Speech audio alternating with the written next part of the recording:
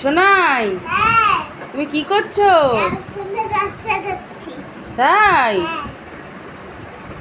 তুমি পারবে সাজাতে? ঠিক আছে, সাজাও দেখি কিরকম করে সাজাও।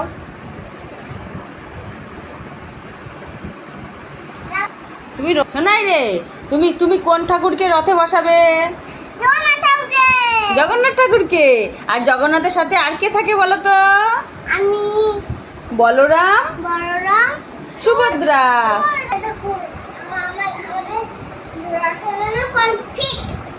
কমপ্লিট হয়ে গেছে? কে সাজালো? তাই এবার কি করতে হবে? এবার জগন্নাথ ঠাকুরকে বসাতে হবে। নিয়ে আসি তাহলে।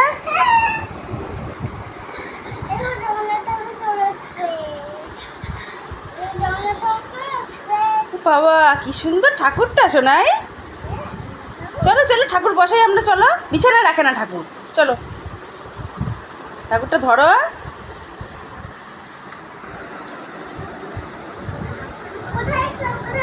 কোথায় বসাবে? দাঁড়াও আমি দেখছি কোথায় বসায়, দাঁড়াও।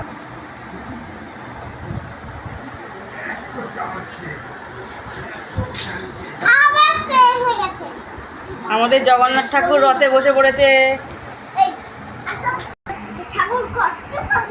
এখন রথে দড়ি লাগানো হচ্ছে।